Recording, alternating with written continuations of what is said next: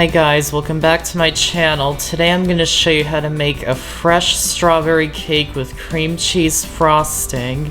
So let's get started. So first you need to wash the strawberries and pat them dry with paper towels. Then cut off the green part. Then place them into a food processor and puree them until they're smooth. Add it into a small saucepan and place it onto the stove over a medium heat until it starts bubbling, stirring it occasionally.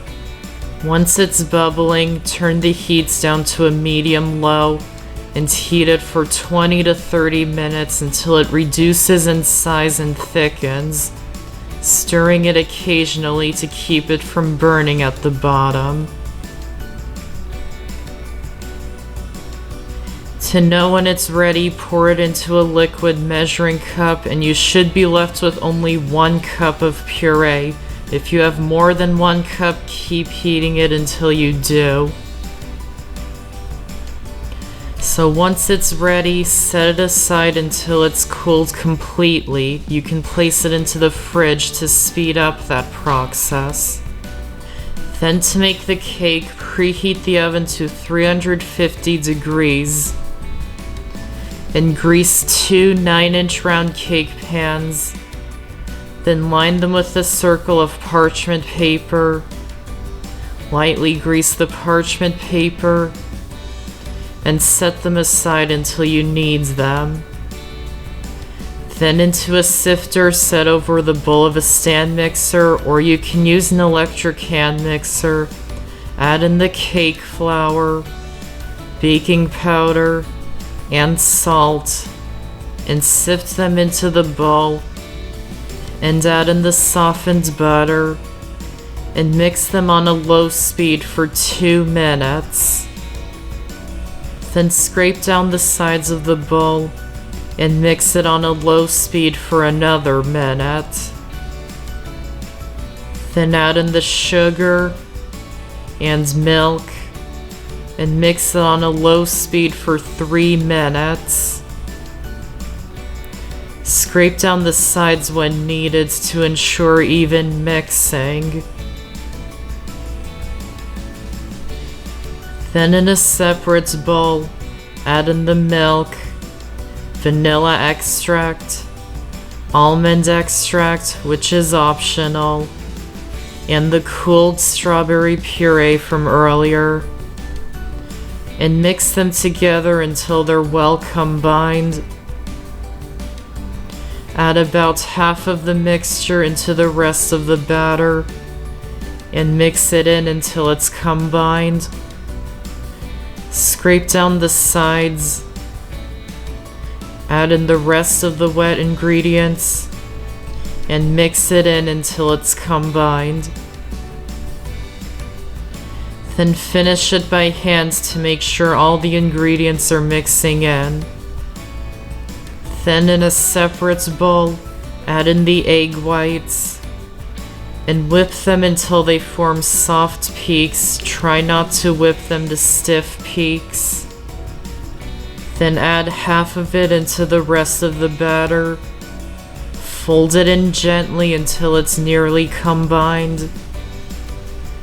Then add in the rest and fold it in until it's just thoroughly combined. Try not to overmix the batter.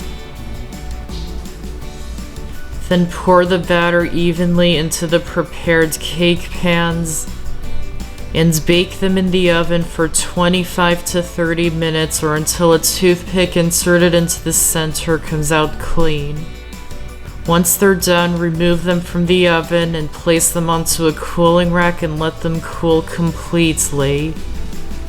To make the cream cheese frosting, in the bowl of a stand mixer, add the softened cream cheese and softened butter and beat it on a medium speed for 2 minutes until it's light and smooth. Then sift in about half of the powdered sugar. Mix it in on a low speed at first.